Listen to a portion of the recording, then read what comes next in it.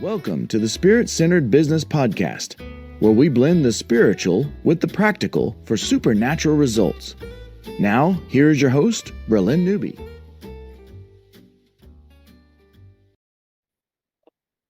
Hello there. Welcome back to part 2 with John George. We had an awesome conversation about creation, testifying. If you missed part 1, definitely go over to spiritcenteredbusiness.com or YouTube or Rumble or wherever you're enjoying the podcast and make sure that you catch part 1. And part 2 is going to be amazing as well. Welcome back, John. Thank you so much.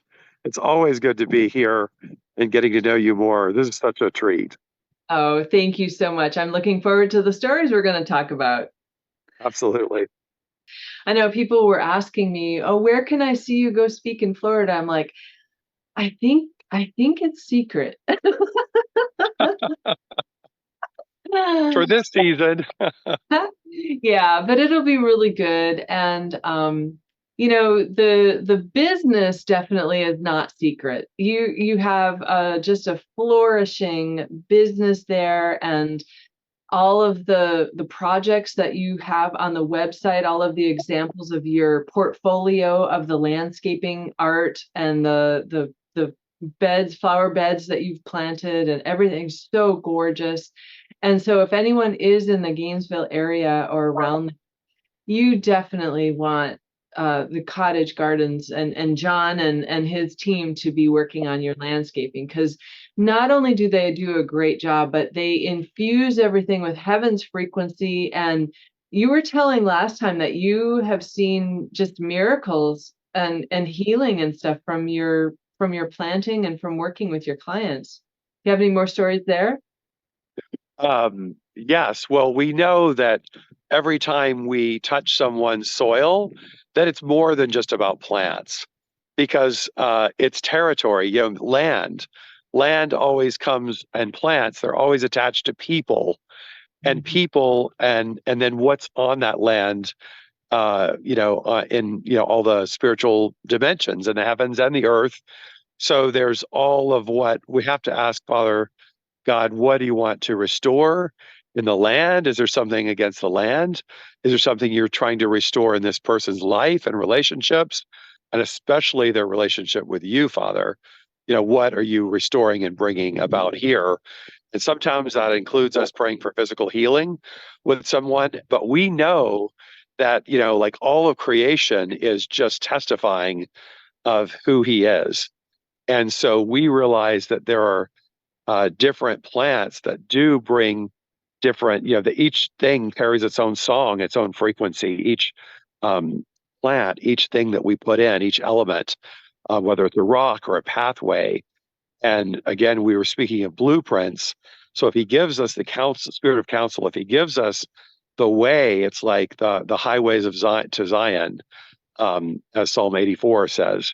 So like, give us the highways to Zion, like the way into this person's heart and how you want to meet with this person in this way that only you and they will really understand. So one of the exciting things I've noticed, because January here in Florida, and I'm standing, with a picture taken in our garden, just yesterday. So we've got roses blooming. We've got all sorts of things, because it's a beautiful 75 degrees today. Now, tomorrow it might be 28. That's the up and down of Florida, but North Florida. But one thing that we're seeing this year is, and this has been a desire of my heart, is to see our season extended, because unlike, the snowy north of the U.S., we can garden and plant here year round. So part of that is, educating people that that's possible, that we really always have spring here. You don't have to wait till spring to plant.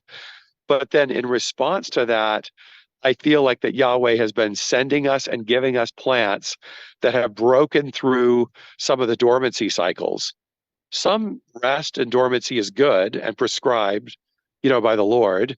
And so we want to give everybody, that's why we take a break between Christmas and New Year's, but we want to give everybody and then every plant a chance to rest a little. But then I'm like, okay, this is Florida, and people here, they don't like things to go dormant very long. And also, they're like, why isn't it blooming? Like they want it to bloom more than once, like ever blooming. So I feel like Father starting to send us plants that fulfill. It's like a whole new category of plants that we've never seen before. Like, Oh, oh, like this lily of the Nile, this agapanthus. It's a beautiful blue variety, and it's a really deep blue, really like a majestic deep blue. wow. Uh, some people would call it a midnight blue.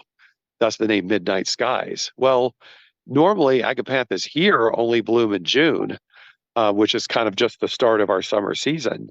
Mhm. But then there was a guy from South Africa that was saying, "You've got to try my variety." So we were able to get some of these, and the thing wants to bloom so often and repeat that it's blooming in January. And so it's totally broken out of its dependency of the daylight cycle, whether it's short days or long days. Now, I mean, even though it's frosty here a little on some nights, it still wants to bloom. And Wow. we've never seen that before. So here we were installing a garden just last week, and we planted some of these in full bloom around the client's mailbox. All the neighbors are gathering around this saying, how is this possible? How is this blooming? And then we're saying, oh, this is something new we've discovered, and we're handing out our business cards. Of course, the neighbors calling. So Yay, God. talk Oh, about heaven and business.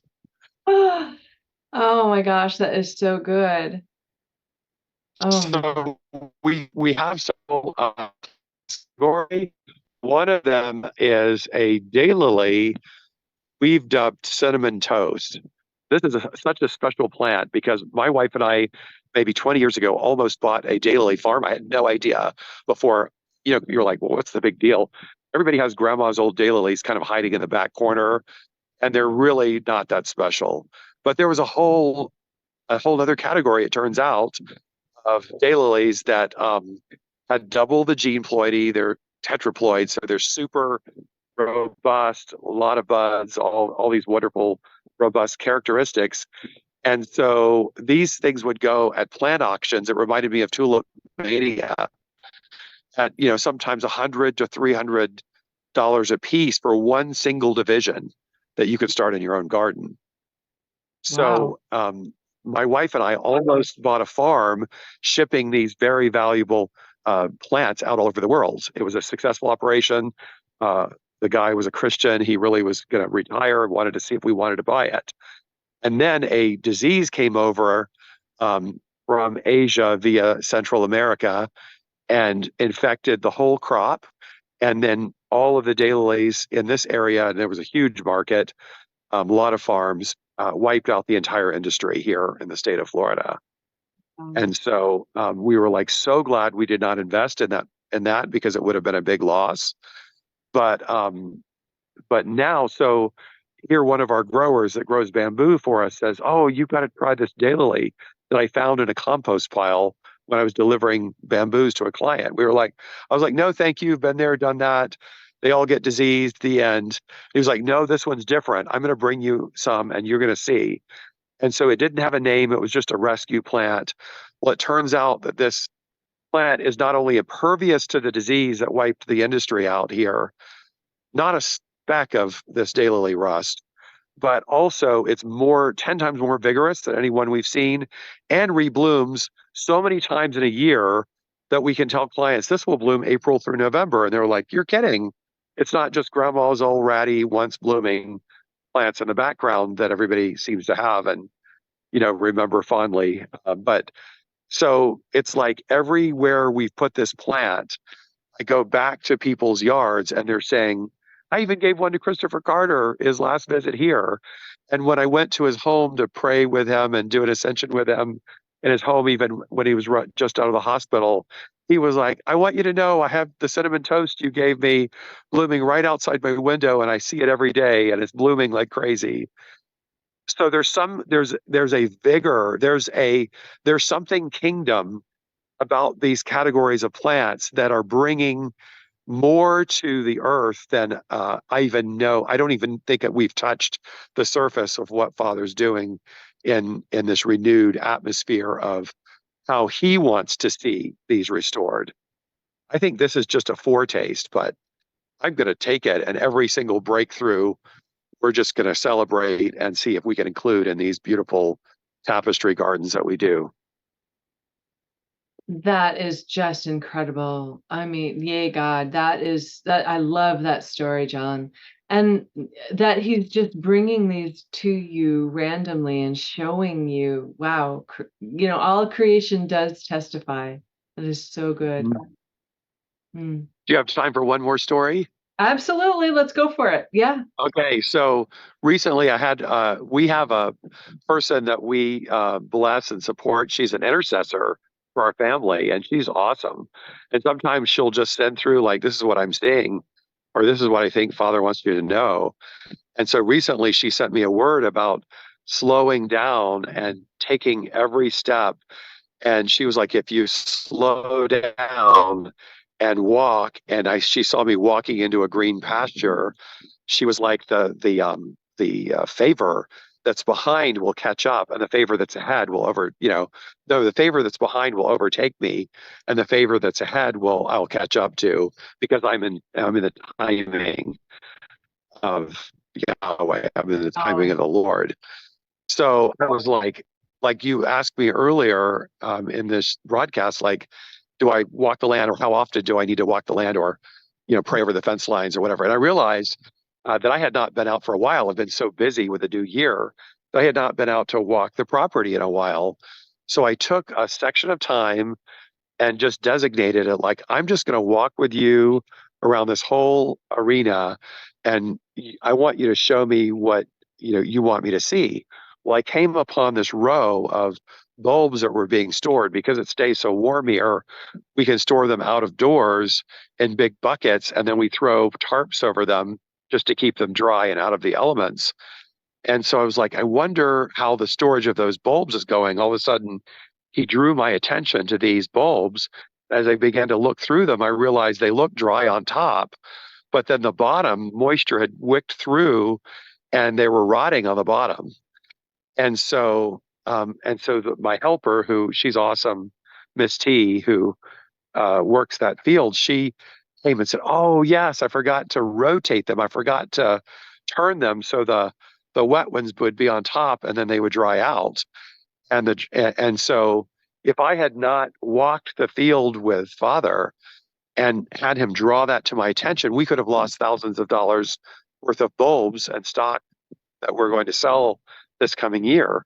And Wow. so I was just like, thank you for letting me do that. So I, I just this morning had word back to the intercessor, like, thank you so much. Here's the result. Here's what happened. And she was like, well, this in a governmental way is overturning a decree that was levied against us for failure. And there was like a flipping of, like, an overturning of the tables, like, oh, the enemy thought the decree was this way. Well, now we're actually, by dumping one pot of bulbs into the other and having the wet underbelly exposed to the air and the sunlight, it was like everything comes to light. And now the tables are turned, not only against the enemy of what would be thrown at our business and our home and our family, but also it's all exposed to the sun. And now there's life, and now there's healing, rest, and now there's not the rot that would have happened if all this had just stayed packed up, and then we unpack it later in spring and, like, oh, surprise, more than half or all of them are rotten and gone. Wow. I love that. That is such a beautiful, just perfect picture of what an overturning of what the enemy meant for evil looks like, and bringing light into the situation. That's perfect. I love it.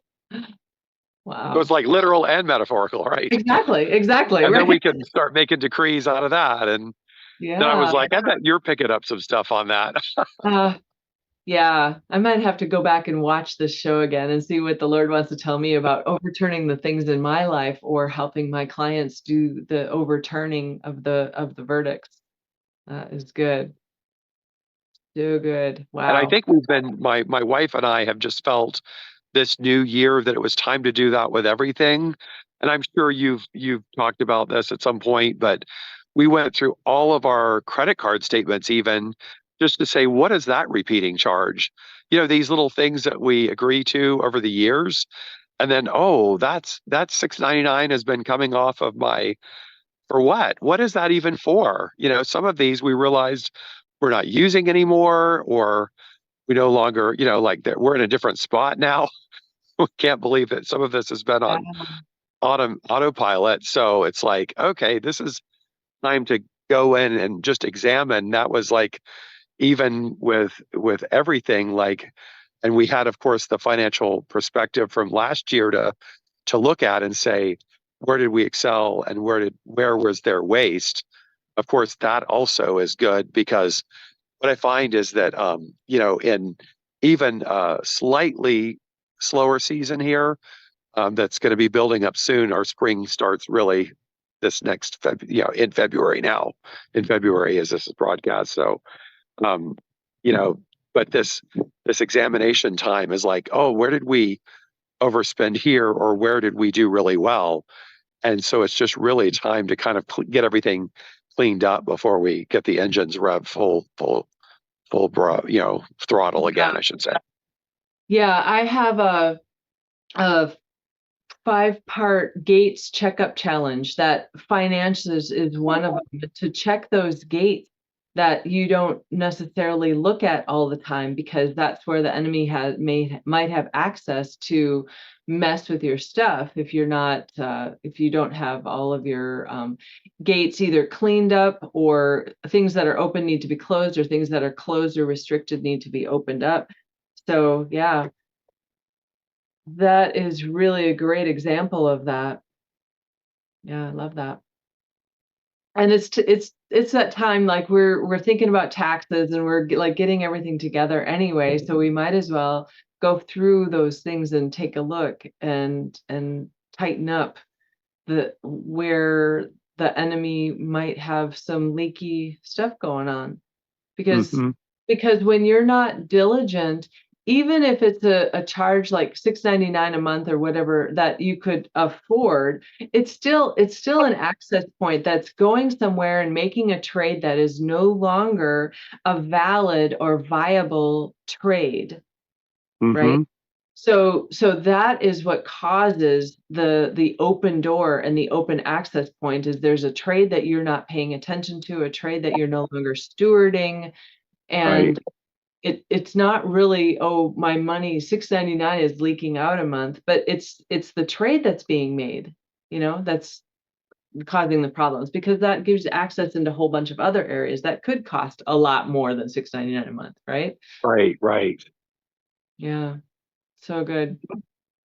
I love And that. then lastly, I just wanted to, emphasize and thank you so much for what you've done through the years, without even you realizing it. As I listen to different podcasts or broadcasts that you were part of, you have been releasing life to us. So it's such a pleasure to get to know you a little more now.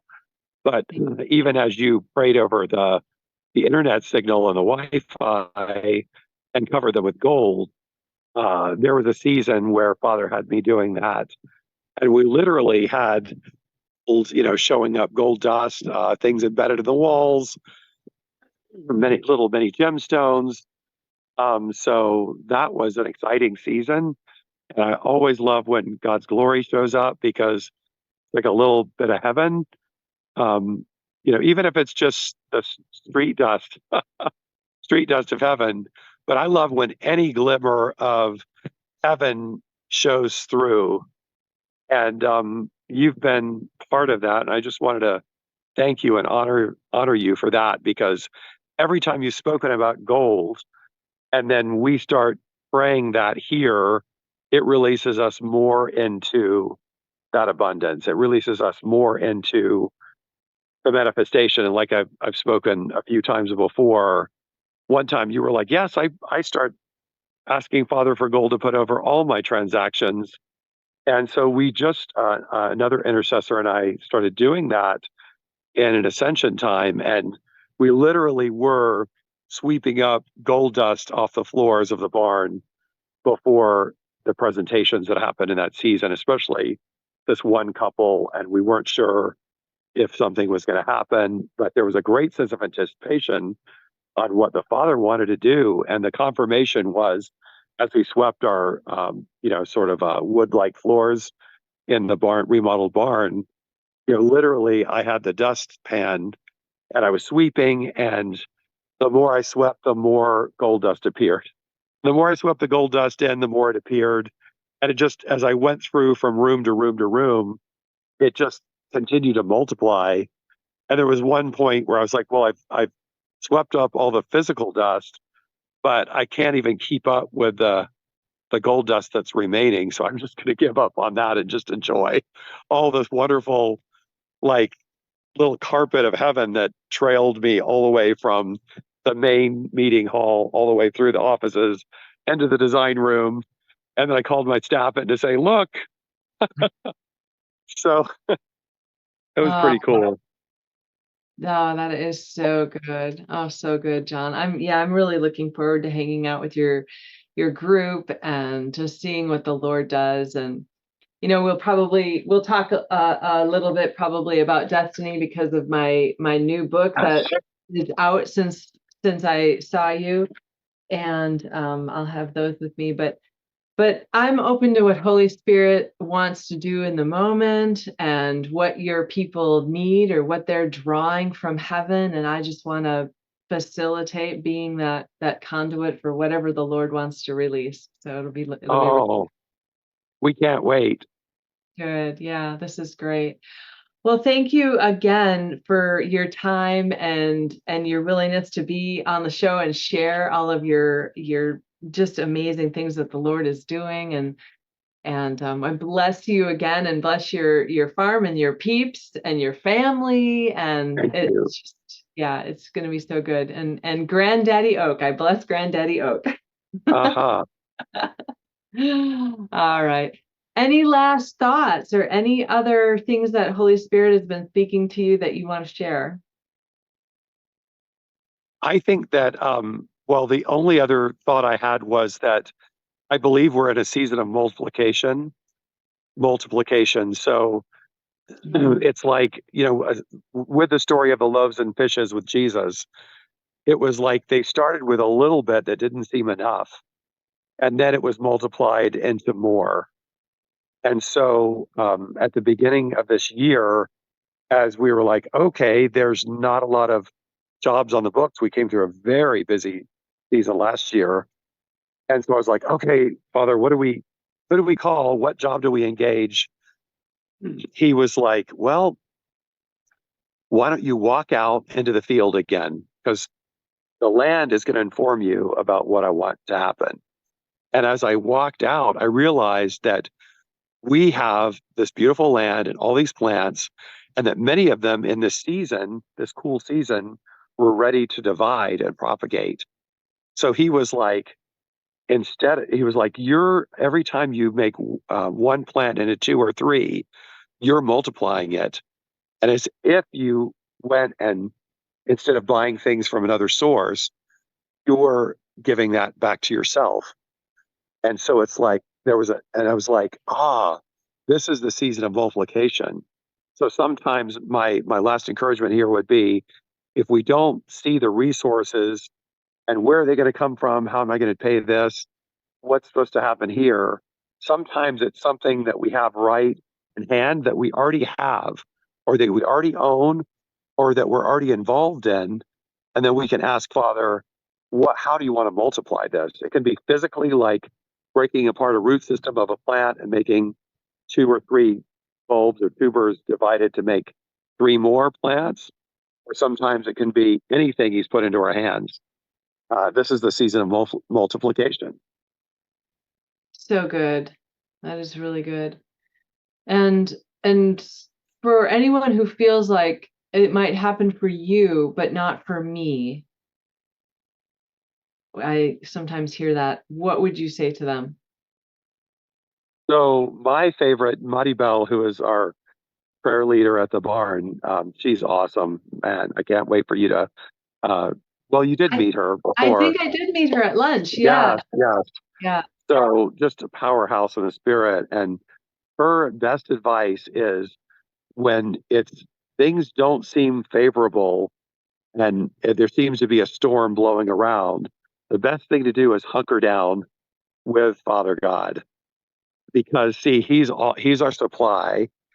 And Mhm. so sometimes just going down real low and getting real deep with Papa is the best way. Let the storm whistle past, let the raging storm rage overhead. And then when it's done, then sometimes we come out of that and assess. And then sometimes he'll say, and this is what I'm giving you. Think about um, the people coming out of the ark with Noah's ark, Noah and his family. Mhm. They just weathered a huge storm. And here they were stepping out onto this dry ground, but there weren't crops in rows waiting for them to harvest. There weren't herds waiting for them to, shepherd. They had to start over. Yeah. And so um, Father sent provision, and he caused there to be a manifestation. And I believe that they had provision even in a kind of a restart desert that we are just going to start learning to tap into. So think about that. Like if he can provide for Noah and his family, if he can provide for, you know, um, our situations, then sometimes it's just asking him what he wants to manifest, what he wants to reveal. And because there may be a new relationship, a new partnership. For example, I believe Noah and his family partnered with wisdom. Wisdom is the builder. Wisdom was there before the foundation, was there when the Mhm. foundations of the earth were laid. Mhm. So I believe they came into a partnership with wisdom and the tree of life. The tree of life is very much connected with wisdom if you look at Proverbs. So they came into, I believe, a partnership with wisdom and the tree of life as they rebuilt. So that gets into the co-creative part of something we can't yet see, but like everybody else is getting their blessing, but what about me? Maybe it's because Father wants us to step into a co-creative process or a relationship with some part of his creation or some part of heaven, or someone or something that he wants us to know and believe and see and have a relationship with the partner to get this thing done. And maybe with him, start creating a way where there was no way. There were no trees to step back out onto dry land. There was no fruit to pick, but they had wisdom there. They had resources from heaven that we may not know the full detail of unless Father shows us, but he was their provision. So good. Absolutely. Wow.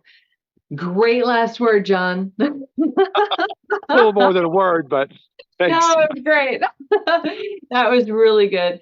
So thank you again. And definitely you guys check out the portfolio and everything on thecottagegardener.com. If you look in the show notes, it will be in there. Connect with John if you're in the area and you want to join his groups.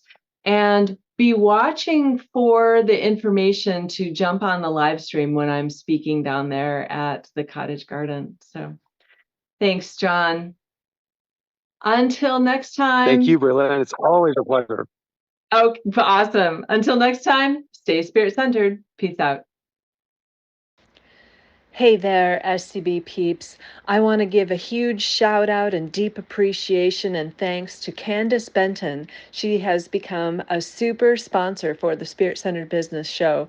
So I would appreciate you helping me in sending blessings and abundance back to her. Thank you so much, Candace, and you are well loved. Thank you for listening to Spirit Centered Business with Bralynn Newby. Be sure to like, subscribe, and share with your friends. The next stage of doing business by being spirit-centered is coming together in collaboration, working with spiritual principles and knowing our destiny. Join our tribe at spiritcenteredbusiness.com, and we'll catch you on the next broadcast. Peace out.